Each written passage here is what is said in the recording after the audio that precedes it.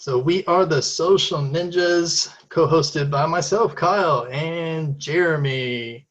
And we also have a special guest on today with us, Jan. How's it going, Jan? Really good. Depending on the circumstances, everything's actually really good in my little apartment. Yeah. So let me just give a short bio just to kind of introduce Jan to everybody. So Jan Keck is a community addict. He's the creator of Ask Deep Questions, which started out as a deck of cards to help his friends connect on a camping trip and is now being used to facilitate meaningful conversations through sharing personal and vulnerable stories on every continent around the globe. Jan's mission is to help people feel less alone. So by creating experiences, workshops, and programs, he is fueling the movement for deeper human connection. His work has been featured on CBC News, Breakfast TV, Cityline, and HuffPost, and he is currently working on his first TEDx talk on how to turn shallow conversations into deep connections. So I guess my first question, just after reading all that, I know it started out as you have a camping trip type of idea and kind of getting deep conversations, but kind of what was the root into that? What made you want to start having deeper conversations with people? So there's something that happened where I had this feeling that I experienced at the end of this weekend retreat that I couldn't really explain. And it was not a bad feeling, it was actually a great feeling. And I was with a group of people from Toronto who were outside of the city for a weekend and all working on our personal goals for the year. And at the last day of this retreat, everybody was saying goodbye to each other. And I was looking around the room and I could sense the energy vibrating out of people's bodies. It was almost like a spiritual experience for me where it's not just like I couldn't see anything. I didn't have like hallucinations or like visions, but I could feel different. Like if I had to describe it, if you've ever seen the Care Bears, you know how they shoot these rainbows out of their bellies? Yeah. That's kind of what I was imagining looking around the room, just this energy vibrating off of everyone. And I later realized this was like really deep connection, the sense of belonging, of being with a group that accepts you for who you are without having to change, without having to pretend that you're interested in something. Like there literally was a weekend without small talk, just like deep, raw, vulnerable conversations and people being okay with being uncomfortable. Like we did lots of different activities that required us to step outside of the comfort zone. And we always felt supported by this group of people. So that to me was this first moment where I realized, oh my God, this is amazing. How can I get more of that? But also a bit of sadness because I noticed that I haven't had this in my life since I moved from Germany to Canada. So this was like after I lived in Canada for 8 years. So I made a lot of connections, but I realized in that moment, all of those connections are pretty surface level. What I wanted more of is those like deep, meaningful relationships that I experienced on that weekend. Yes. Oh man. For those of you who don't know, Jan is my spirit animal. Oh yeah. My question is, what prevents people from connecting on that deeper level, in your opinion? I think there's a few levels that you can connect with someone at, and most of us connect just at the surface. And I think a lot of it has to do with just social conditioning. Like we think we're expected to ask someone, what do you do for work? As like one of the first questions, but then we're not really interested in people's answer. Or if we hear them share an accountant or I'm an insurance broker or some other job that you think they might not have an interesting life, you immediately like are not interested in asking anything else. You're not curious anymore about the other person. That has totally happened in my life where I've met someone and they tell me their job and I'm like, oh, in my head, not actually out loud, like, oh, that is so boring. I don't know what to ask you now. And I would literally try to just find a way to get out of the conversation. And oftentimes that's just standing around awkwardly until, I don't know, you say I have to go to the washroom or let me go grab a drink or some other way to get out of it. And I've met the most amazing lawyers that actually one of them, he was the organizer of that retreat that I mentioned. And I'm like, there's so much more to people. We just have to be more curious and start exploring who they are, and maybe not asking the question, so what do you do as the first thing, to give them a chance to show a little bit more of themselves. Oh man, I love this. I've said this to so many people. Even in dating, I noticed that a lot of guys or girls, the first question of like, "What do you do for a living?" or "What do you do for a living?" And a lot of times, it was like 80% plus actually don't enjoy what they do for a living. So you're already starting on a negative, wavelength, right? So I know what questions I like to ask to get people to connect more, but what are some of your favorite? I think so. I had this, actually right after the retreat, I was thinking, okay, so the solution to all of this is to skip small talk and just not do it at all and go straight to the deep, vulnerable conversations. But what I also realized that you can't just like ask someone about their struggles in their relationships as the first thing that you meet when you chat with them. So you have to kind of ease in, and sometimes the best question is the follow-up question to the boring small talk question. So if you already are in a conversation, you're not starting it, but the other person asks, so what do you do? And you ask them back, so what do you do? A perfect like follow-up question, go a little bit deeper, is, so what got you into that profession? Or what's something that you're really excited about in your work right now? And that's actually what you're really excited about is my favorite like first question, because yes, people can choose to talk about, I don't know, their son just starting to walk, or they could choose to talk about a project that they're volunteering with, or they could choose to talk about their work if that's something that's actually exciting to them. So giving people options, but always like something positive. The first question to me always has to be about something positive, like you were saying. What do you do if you don't like your job doesn't necessarily invite a positive, open conversation from the get-go. Yes, I love that. That's one of the things I'm so big on, is ask a question that brings them to a happy place. What brings you joy? I have one question that I've used once that also has a really interesting story. I attended this human resources conference or event, like one-day event in Toronto. And I was supposed to go with a friend who works in HR, but he ended up being snowed in, so he couldn't make it. So I literally was there with hundreds of people, not knowing a single person. And I felt so out of place. At that point, I've never attended an event in that industry. And I thought, okay, how could I be vulnerable in like my first sentence when I'm introducing myself to people? And how could that be an opener for a different conversation than them asking me about what I do, and then it's not relevant to them, and then they're just going to move on to the next person, or me asking them what they do and me not really understanding what that means. So every person that I met, I said right away, hey, I feel really out of place here because I normally don't attend events like this. And that immediately broke the ice. Like, they were super curious. So like, why are you here? What brought you here? And as soon as I heard someone ask me something small talk related, or a question that I didn't really want to talk about, I have this sentence that I now make buttons too, that say, I'm on a small talk detox. And I just started saying, I'm on a small talk detox. I have a much better question if you're interested. And it just took a leap, and thought, let me try what people's response is. And I asked them this following question, which is one of my favorite questions if you meet someone for the first time. Maybe I even asked that to you, Jeremy, when we first connected. But it's, if we met a year from today with a bottle of champagne, what are we celebrating?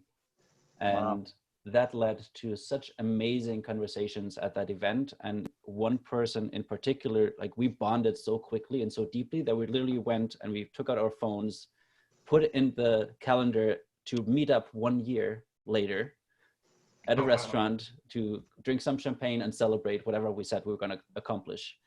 So I'm gonna, yeah. So staying with that, if we meet a year from today, Jan, what are we celebrating? Oh, wow. I haven't thought lately. I'm thinking like in weeks or days. So I haven't really thought about a year into the future in a long time. Um, The that's years good to to think record about. the podcast. Yeah. I mean, there's a few things I would like to celebrate this year. So a year from now, I definitely want to celebrate launching at least one or two expansion decks of my cards.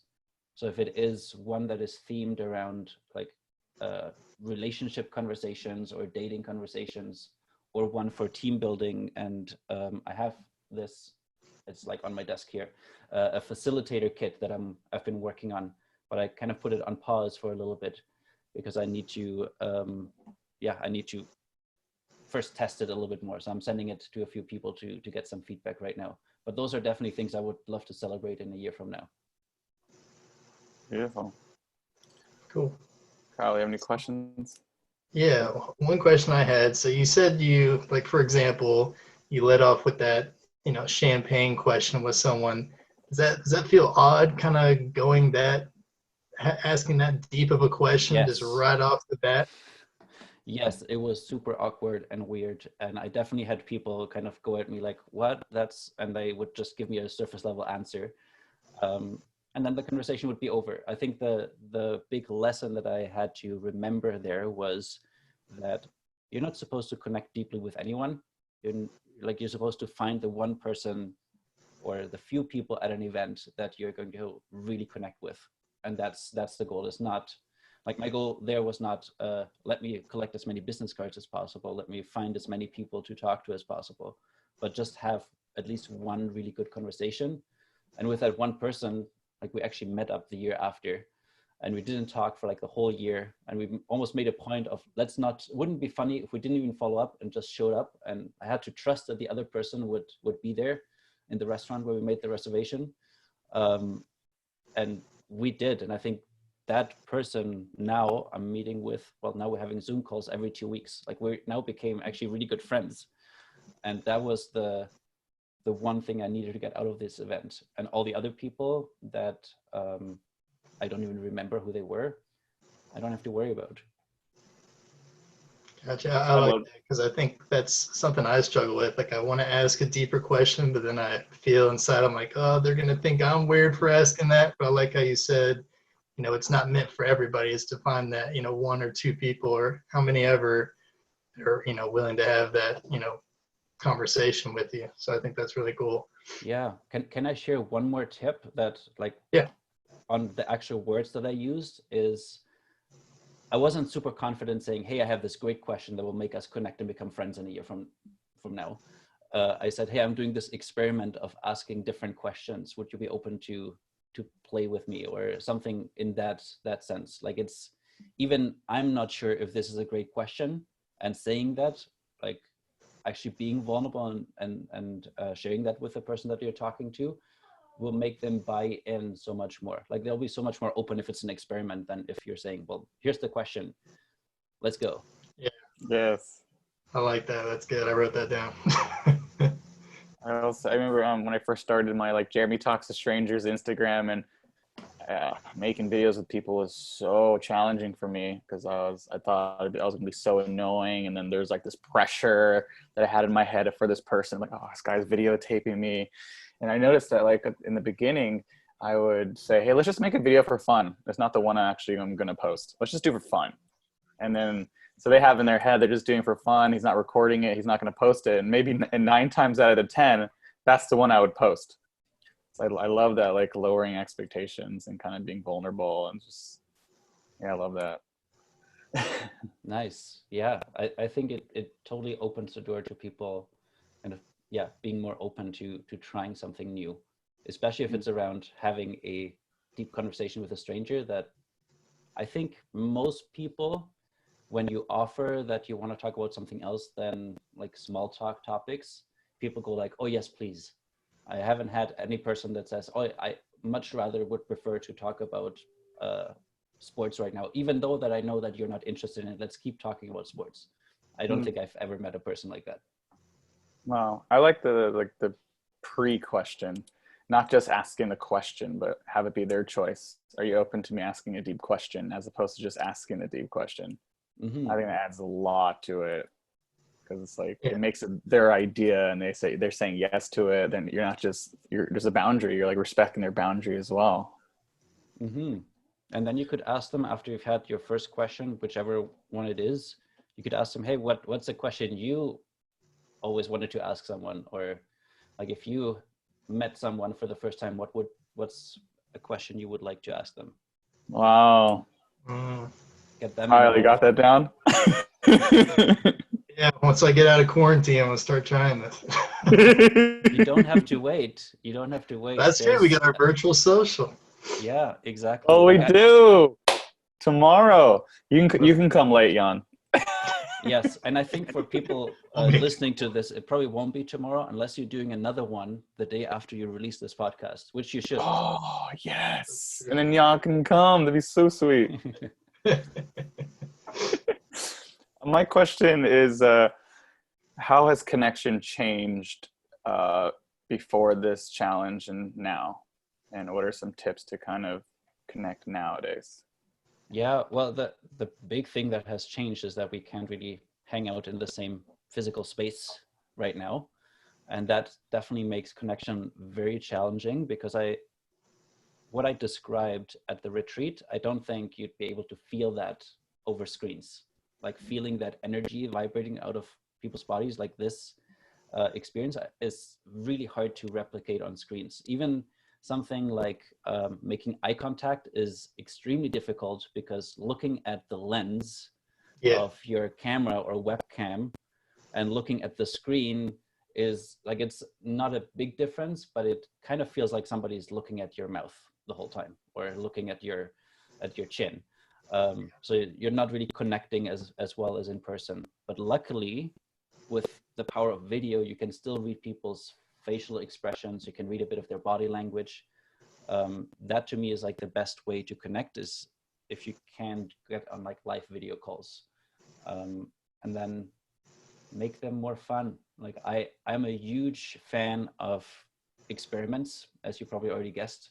So in the last few weeks, I've ran a lot of experiments connecting with friends and acquaintances. And instead of just saying, hey, let's have a video call, trying something different. So yesterday, we actually played a bunch of games virtually and still had like a video call happening. There was 5 of us.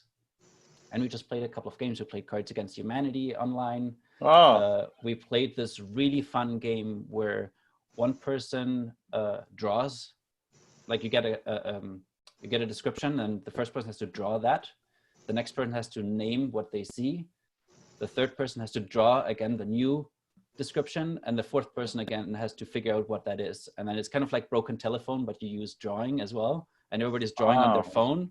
And then at the end, it will show up on your screen the whole like story of how it progressed. And it was so hilarious. Like I literally cried tears last night. That's a really cool idea. What do you use for these? Like Zoom, or what do you use? So this one is through Air Console.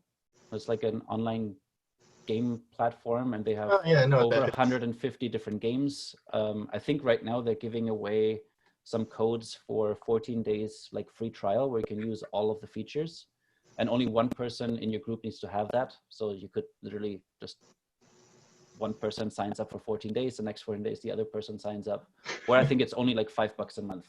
And after last night, me and my wife were actually considering getting that and even keeping it for afterwards, because it's still a fun way. Like you don't want to go out, you want to stay in your sweatpants, you still want to socialize and have fun with your friends. You could, like, we literally hosted virtual games nights now. That's so cool. Yeah, I went to Gary Ware's virtual improv event last week. And nice. It was fantastic. Yeah, and like now there's so many things happening online right now, because everybody who's been hosting in-person events is now going online and hosting things. I'm hosting Ask Deep Questions on Zoom, where we have meaningful conversations, and it's like an hour and a half of no virus talk, no small talk, no work talk. And it's been super popular. There's improv things, there's coffee chats, there's so much happening. I think all you have to do is go look for it and figure out what you're interested in, and you'll find something. Mm. This is laughing yoga on Wednesday. Yeah, I've heard of naked dance parties on Zoom. I mean, there's everything out there. Next idea, Jeremy.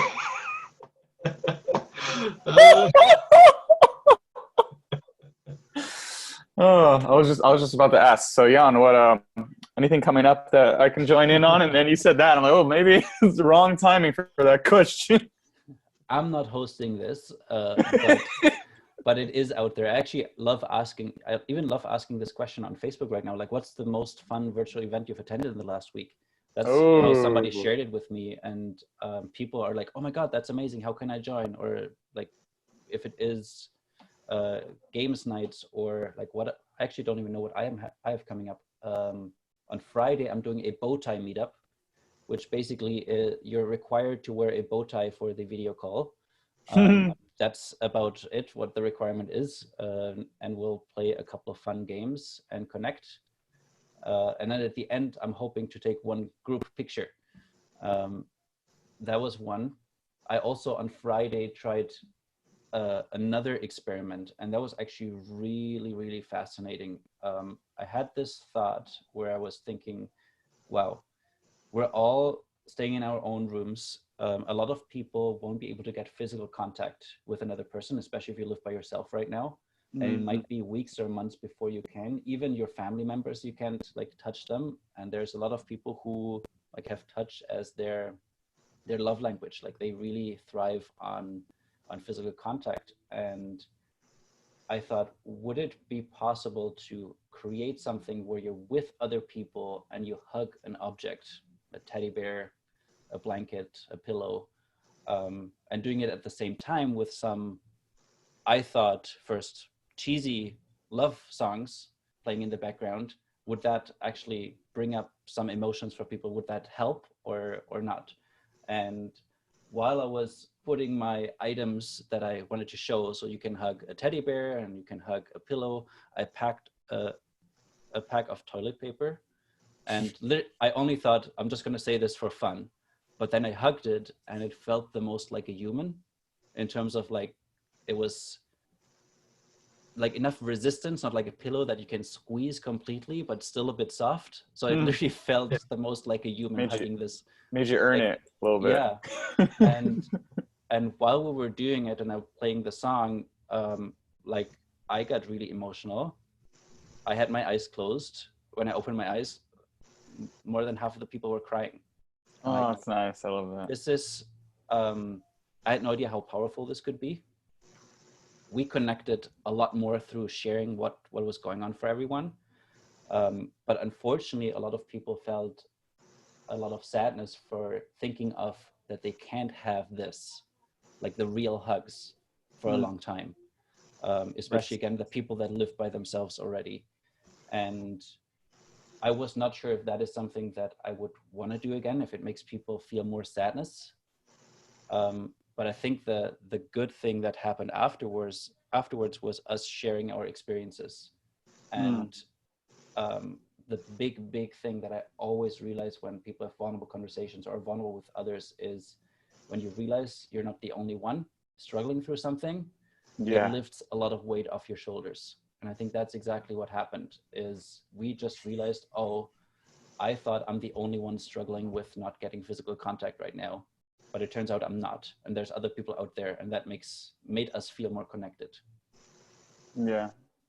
Yeah. I attended a virtual hangout a week or two ago, and I had my brain had so much resistance to sharing something with someone else. Like I was upset with someone that was in the group, and I just shared it and told him and processed it, and I looked at the projection and got it all out, and I ended up in tears. I was crying, and the group that I'm in is such a safe, beautiful space. So they saw it as like wow, you're brave, Jeremy.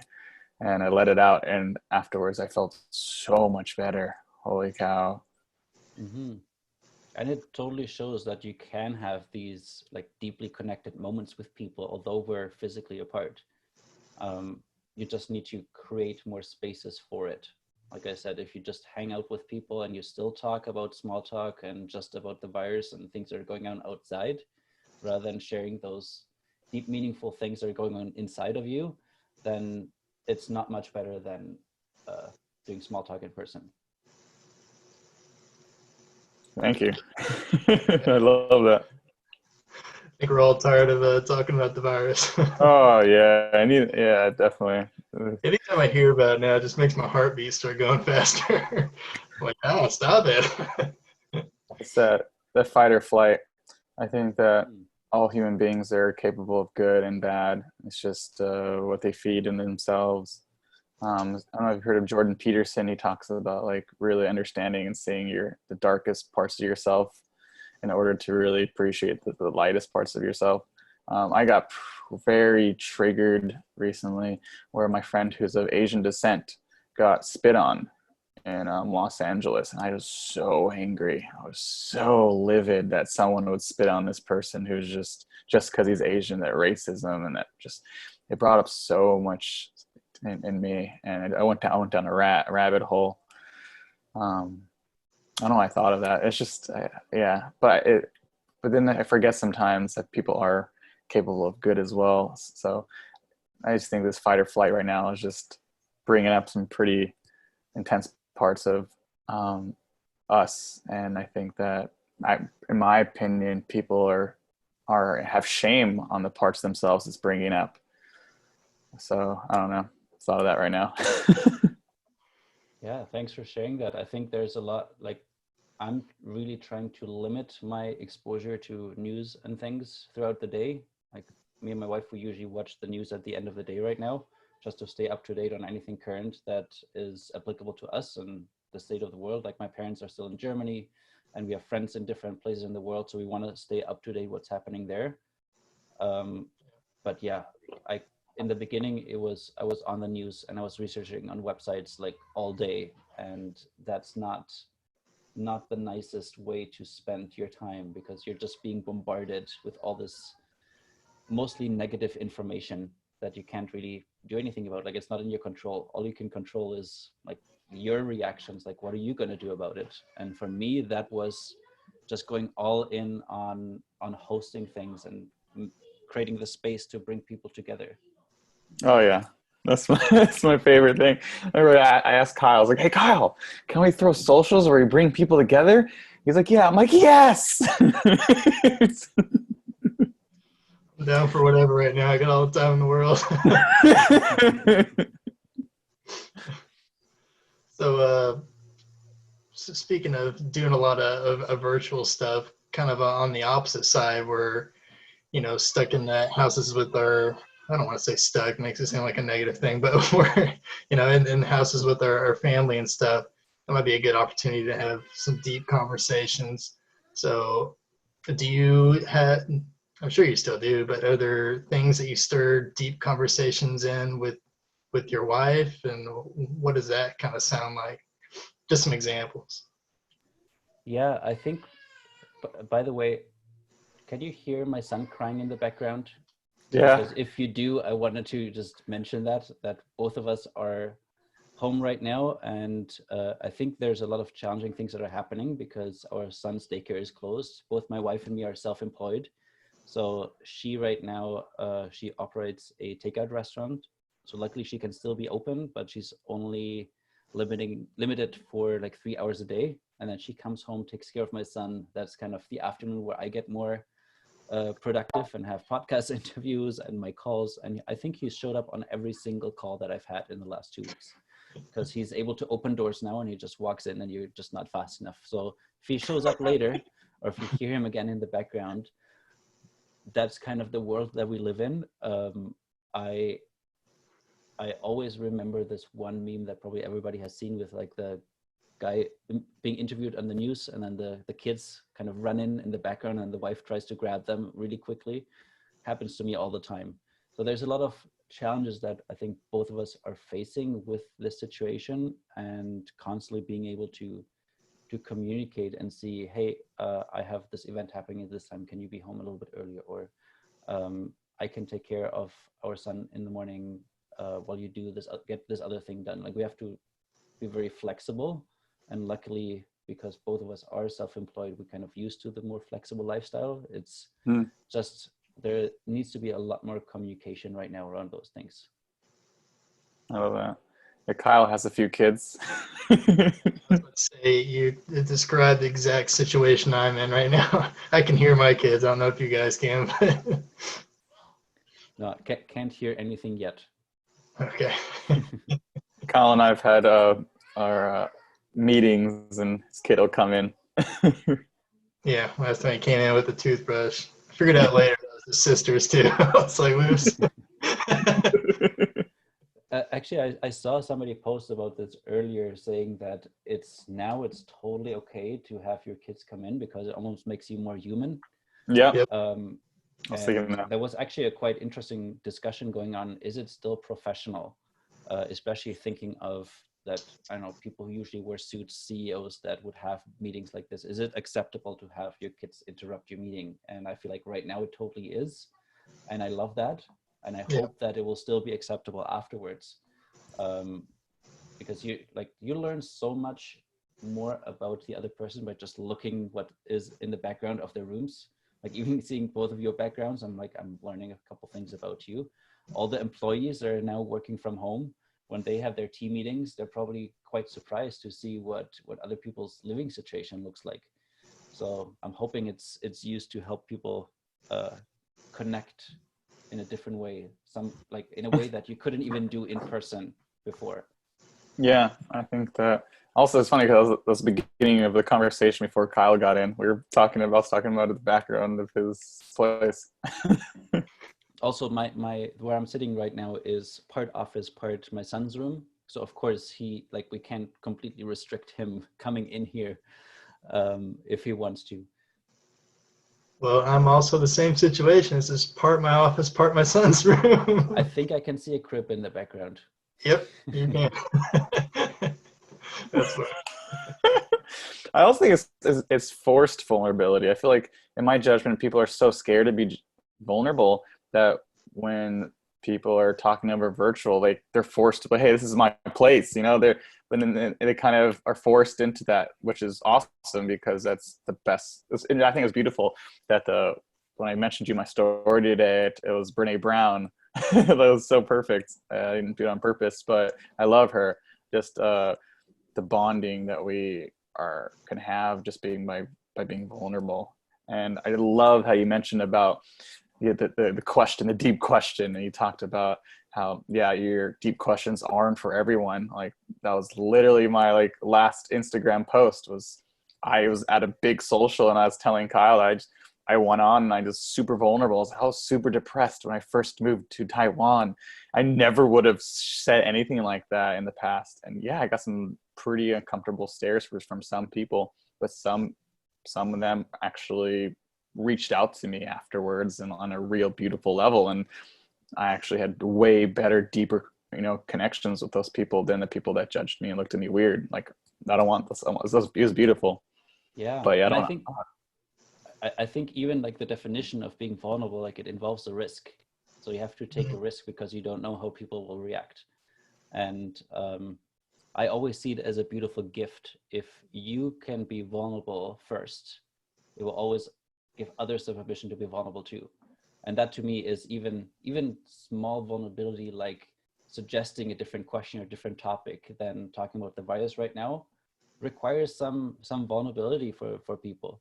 But once you suggest it, it gives other people permission to do it too. Like, they might not have the courage to change the topic, but they, once you make the invitation, are totally up for taking that invitation and going there.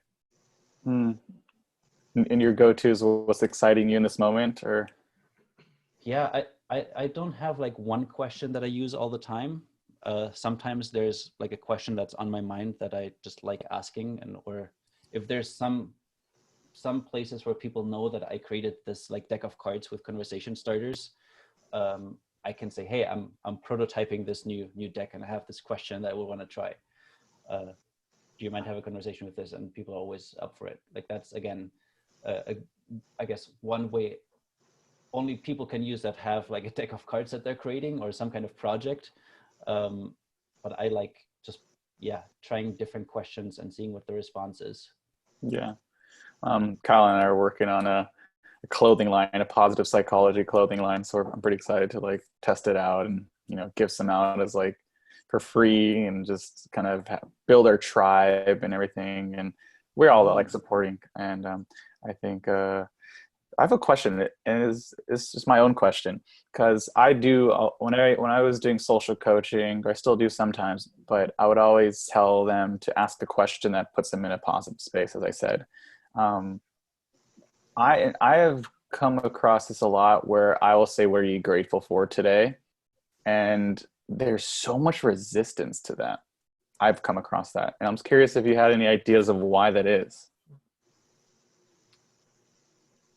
That's an interesting question. I usually, so here's my my go-to if I don't know how to answer a question. Even if I pick a card from my deck and I don't have like an answer right away, I usually just start talking and see where it leads. So we'll do the same thing with your question. I don't know where this is going to go, but okay. I have a feeling that a lot of people don't think about what they're grateful for a lot in their life. And also, if you don't use it as a practice, you think you have to come up with something so big, so I guess dramatic, that you think, oh, there's nothing that like I could be grateful for because there's other people who have something more interesting to say about this question. Like you don't want, if you ask somebody what you're grateful for and you would say clean water, most people wouldn't even think about that, or like having a roof over my head, like all the things that you almost forget that you have. Those I think are the ones that people need to think of more, but they might not think. They might try to think, okay, what am I grateful for? Or this one person who gave me a job like 10 years ago. Like they try to think of something big rather than something small. Thank you. That makes sense. Yeah.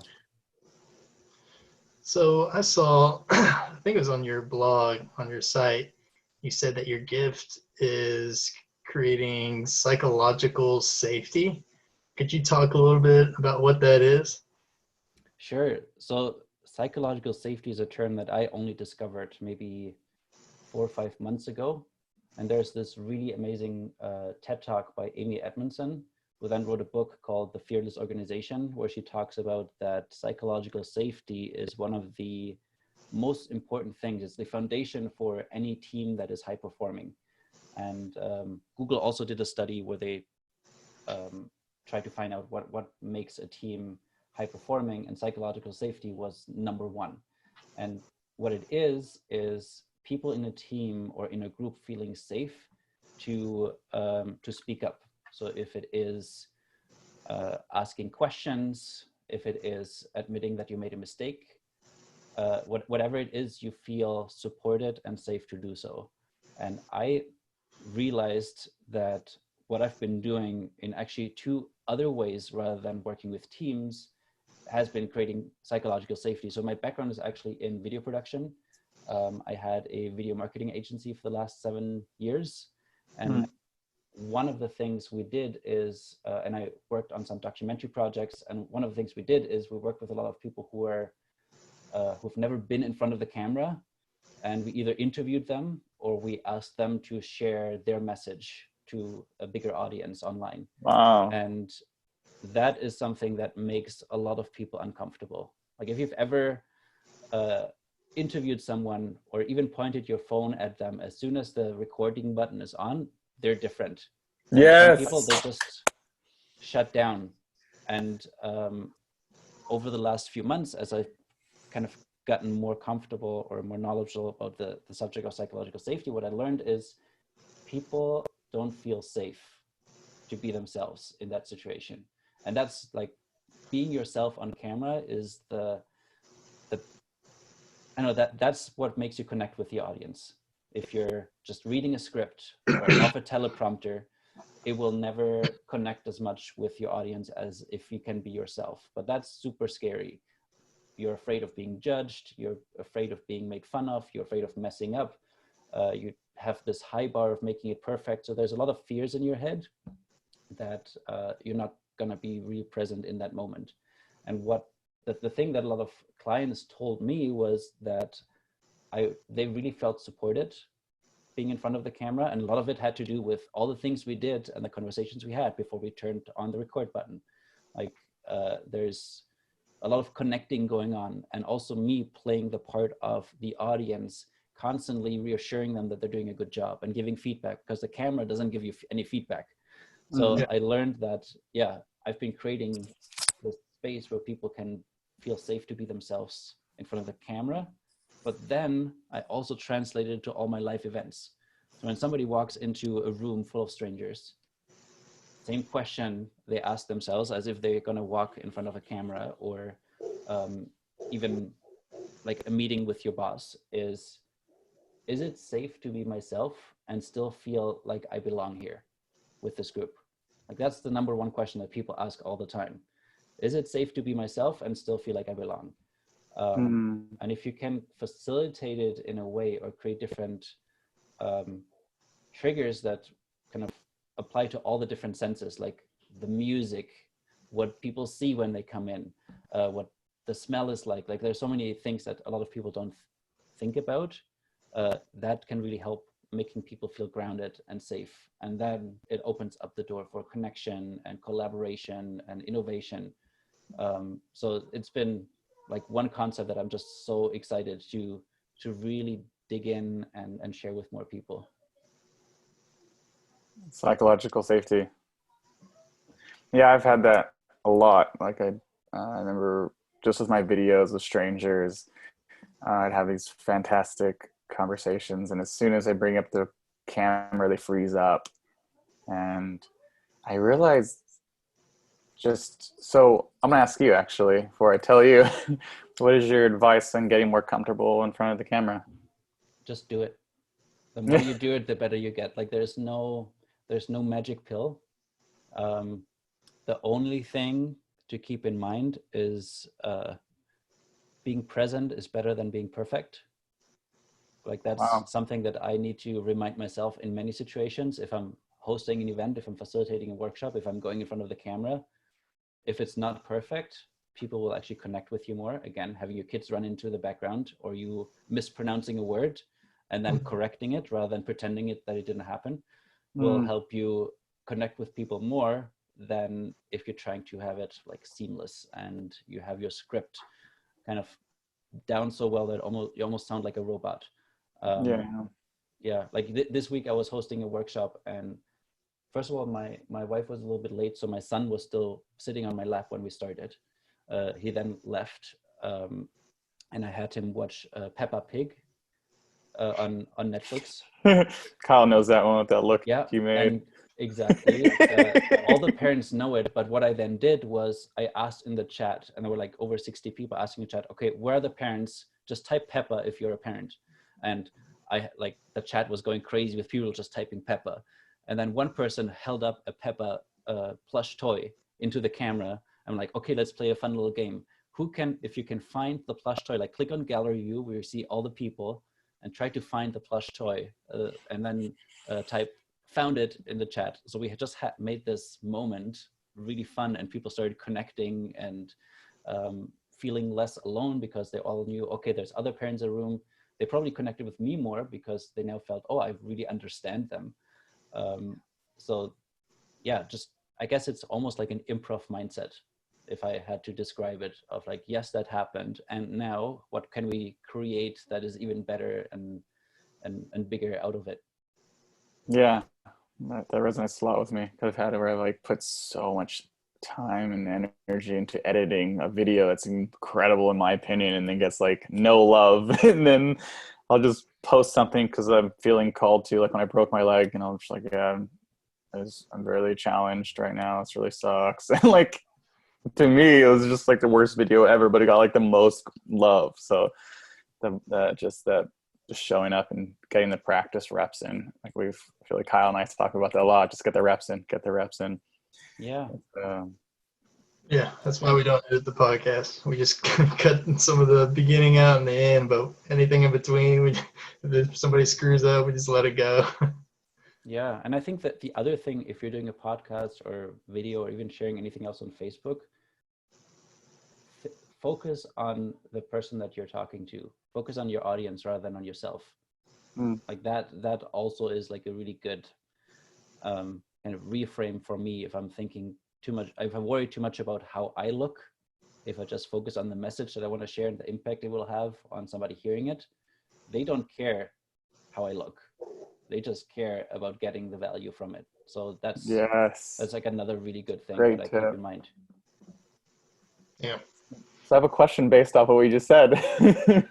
How has your life changed since you've been doing, Ask Deep Questions? It's changed so much. Like I would first of all have to say that this is maybe for the first time a project where I have no shortage of ideas. I have a pretty big vision. It took me a while to get there, to kind of believe in my own project. I know that one. And I'll share a little bit more on that if you're interested. But I now, like, I can fully stand behind it, and I don't feel like I'm selling people. I'm actually sharing something that will provide a lot of like support and like an experience for people that will help them connect more with their loved ones, with strangers, with their teams. And again, focusing on that, on the impact, is something that I don't think with any other project that I've done before could have said. Wow. Focusing on the impact, that's powerful. Yeah, like one of the things I did is, instead of counting how many decks I sold, I started counting how many conversations have been started. Because there's 48 cards in each deck, and I counted how many decks I've sold. So I calculated, okay, I think by now it's been like 1,700 decks times 48 questions. That's about 70,000 conversations. And then I said, oh, what if I get to 100,000 conversations this year? Could I set that as the goal rather than making more money or selling more cards? That really inspires me, trying to think of all these conversations that are going on in people's homes, in people's houses. That would be amazing. Yeah, that's a huge impact on just thinking of the decks. I mean, having 60, 70,000 conversations, that's a lot. Yeah, and that is, people told me they're using the cards more than once, so it should be higher. But Sure, also, some people might not have used them more than once, so trying to balance it out, at least have some way for me to count something. Yeah. Yeah. So I don't know, I'm trying to think of impact. So Kyle and I have like all sorts of ideas for what we want to do to impact the world and connect people to themselves and other people, and helping them with their self-improvement, anxiety, etc. I don't know, Kyle, what do you think? We should concentrate on a certain amount of podcasts?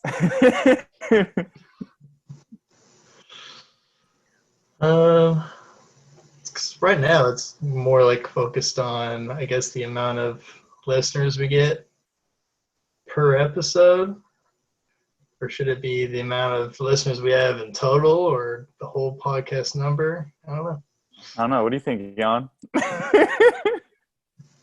How many, and this might be a challenging question, but I know we're all ready to be vulnerable. So I'm curious to hear what you say.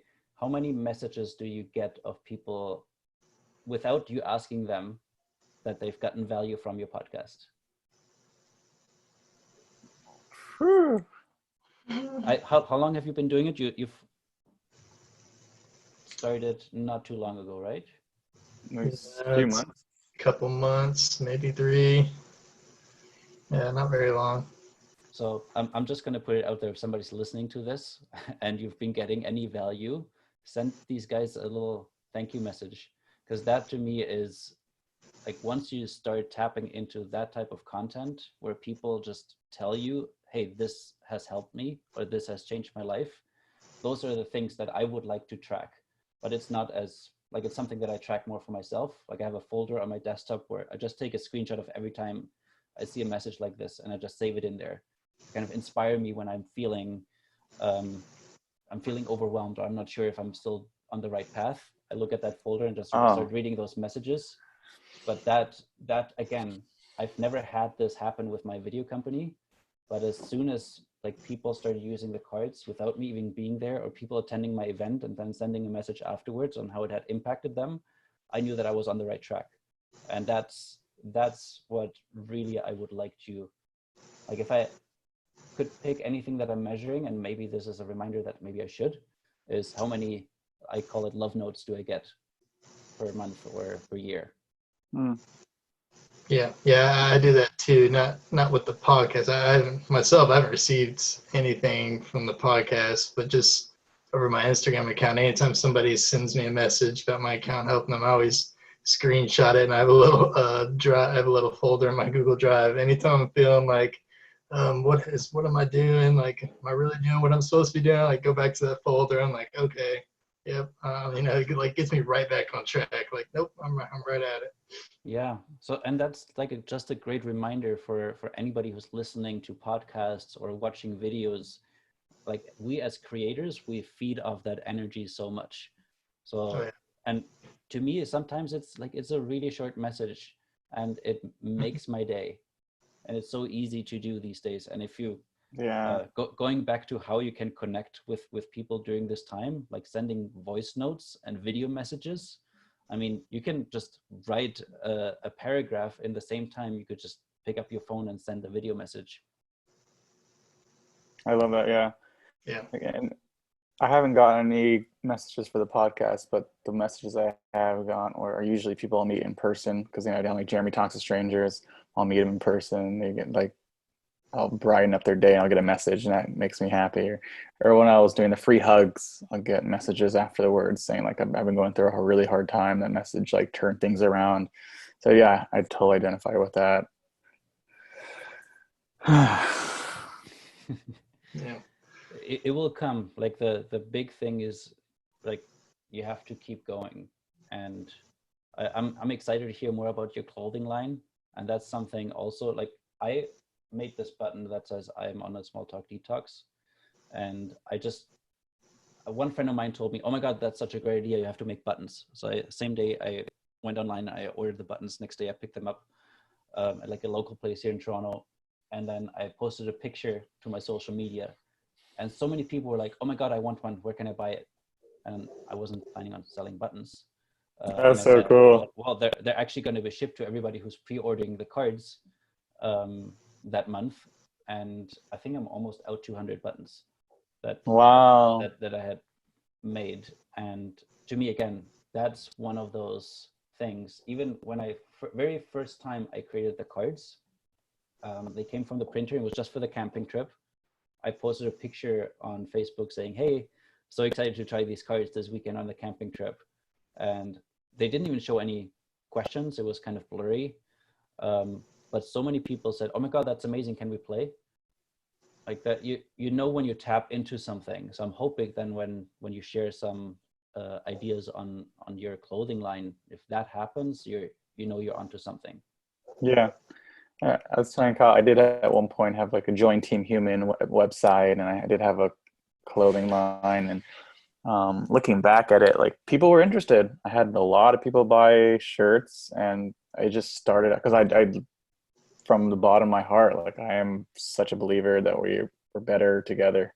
So like my whole idea is having like positive messages where that people just like say you're doing your best you can, and I'm on your team. Those are the different messages. Yeah. Cool. I feel inspired. Yeah. Well, let me ask you this question. So if there's one message you could get out to the entire world, just kind of billboard it, what would it be? Did you get that from one of my cards? I think we froze. Well, it's actually on my card. It's you have 30 seconds only. Oh, are you still there? You're back. He's back. I'm so glad it happened. It added some vulnerability. Okay. Exactly. Everybody's using video calls right now, so sometimes connections are a little bit slower. No, it's funny. You mentioned that earlier in the conversation, and as you're talking about that, I'm thinking, oh, Kyle likes to ask that to all our guests. Can you repeat the question just one more time? Just, I think I missed the end. Yeah, if you could just tell us what you would want to, what's one message you would share with the entire world, just kind of like billboarding to the entire world, what would it be? Have the courage to take conversations deeper than small talk. Like, you'll be surprised by how many interesting stories people have if you're curious enough to find out what they are. I have a follow-up question. Usually I don't, but I feel called. What do you feel like your purpose on this planet is? I actually think it's very much related to that psychological safety. Like, I wrote this blog post titled creating psychological safety is my superpower, because I think that, yes, the cards are great and they're designed in a specific way to help people connect and create psychological safety in like 3 different steps, because there's 3 different types of questions. They're not just all deep and meaningful. You kind of go from what I call a curious question to a brave question, and then the vulnerable question. Whenever I host an event, that's exactly what I am thinking of, is how can I make sure that people who are maybe dealing with a bit of social anxiety walking into my event, or are a little bit more introverted, how can I give them the right tools to connect with other people that might be super extroverted, and kind of ramp it up slowly. So it's not overwhelming. It's taking people on a journey. And I love creating experiences. And oftentimes I describe what I do as experience design. That comes either in a little box with cards, or at an event or a workshop. And now it's creating experiences virtually. Like, how can we use all these different tools that we have on like Zoom or other technology to not just have a meeting, but an experience. Cool. I love that. Can we do 2 more things for me? And I don't know what Kyle has. He's a pretty creative guy. I was wondering if we can do just like a picture of all of us. Definitely. And then 2, maybe just pick one of the cards up and read it just for fun. Sure. All right, let's do the picture of us real quick. I want to make sure the lighting's good. And your camera's not in it. Yeah, hold on. Oh, here it is. Ready. I wonder if can you take a picture on the Zoom itself or no? You can take a screenshot. Could one of you do it? I don't know how to do that. I'm using my girlfriend's. I can take a screenshot. Do it. But you have to do your most fake smile into the camera. There we go. We got the real smile a little bit delayed. That was my real one. But I caught it. I always do that with group photos, and because it always bothers me when people take like their fake smile. I'll make a really ridiculous noise to get that authentic like laugh. I'm like, and there'll always be people like giggling for real. I'm like, yes, got the real smile. Yeah. All right, let's get a card out. Well, you get to choose the category, and then I'll just pick a random card. So you got curious. There's brave, and vulnerable. Ooh, pick Kyle. Ooh, well, my resistance is against the vulnerable one, so I'm going to choose that one.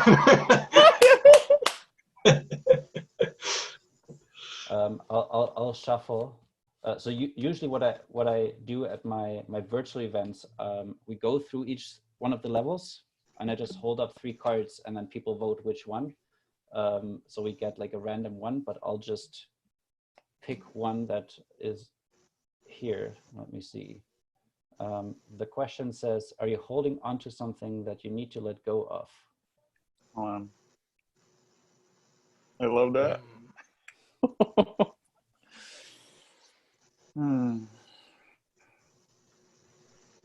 The deep breath is a good sign. On something you let go of.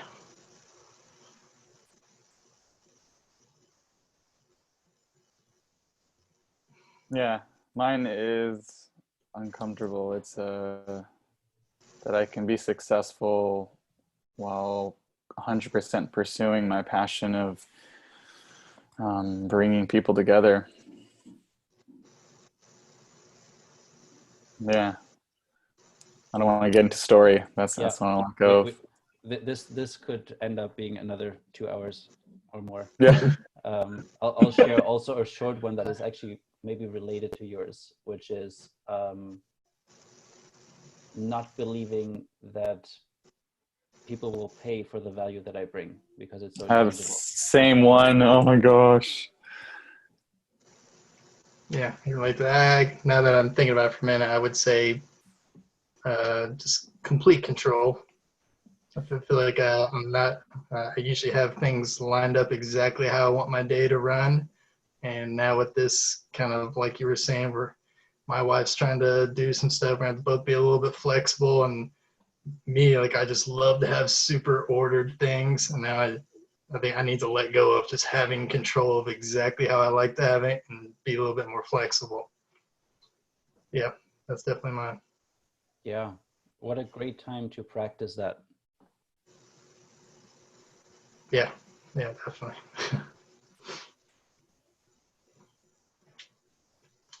All right. Well, oh yeah. So for anybody listening, where can everybody find you at, Jan? Where can they buy the cards, all that stuff? So if you go to askdeepquestions.com, that will bring you to the page for the cards. And on there, you'll also find everything else that I'm doing, all the events, workshops. I need to put together a proper page with virtual events, but because they happen so quickly and are updated so often, it's probably best if you also look for Ask Deep Questions on Facebook. I kind of keep the Facebook calendar the most up to date right now. Gotcha. All right. Everybody go check that out, and we'll see you guys next week. Thanks, Jan. Awesome. Thank you, Jan. That was a great conversation. Awesome. I'm very glad that we got to spend some time together. Dankeschön. You're very welcome. Bitteschön.